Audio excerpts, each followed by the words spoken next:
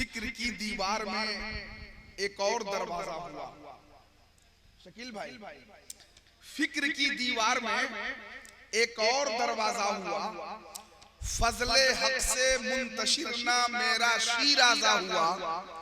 मैं तो समझा था मौलाना है मगर अच्छे खतीब, आज इनकी अहमियत का मुझको अंदाजा हुआ।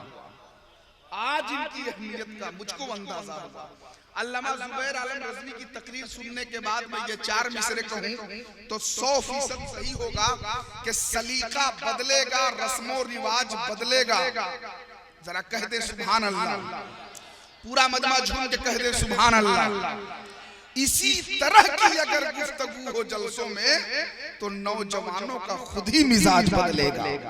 इसी तरह की अगर गुफ्तगू हो जलसों में तो नौजवानों का खुद ही मिजाज बदलेगा।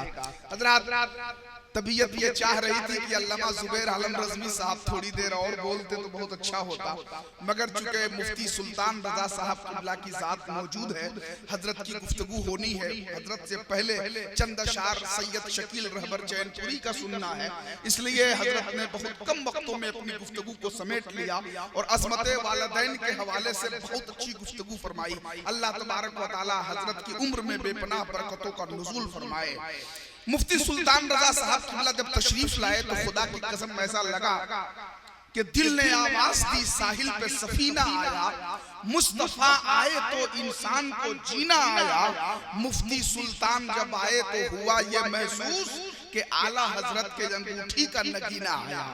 ये मनसारा वालों की खुशनसीबी है कि इंशाअल्लाह आज मुफ्ती सुल्तान रजा साहब क़िबला की ऐसी तकरीर होगी, ऐसी तकरीर होगी जो हमारे और आपके दिलों पे तहरीर होगी। आप बस अदब व एहतराम के साथ बैठे, जो लोग इधर उधर बिखर गए हैं वो जरा सिमट के बैठ जाएं। सामने में आगे जो कुर्सियां खाली हो गई हैं आप उसको पहले पुर कर ले ताकि लगे कि महफिल एक खूबसूरत गुलदस्ता बन गया है, और अदब व एहतराम के साथ बैठ जाएं। बस बिला ताखीर सैयद शकील रहबर चैनपुरी से मैं गुजारिश करने जा रहा हूं कि वो तशरीफ लाएं, अपना कलाम मोहब्बत सुनाएं और अल्लामा मुफ्ती सुल्तान रजा साहब की तकरीर के लिए रास्ता हमवार करें।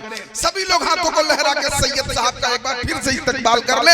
नारे तकबीर, और जरा बुलंद आवाज से नारे रिसालत।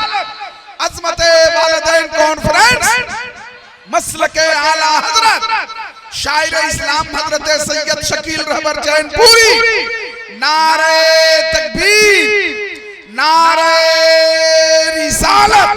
मैं हजरत से गुजारिश करना चाहता हूं कि हजरत तशरीफ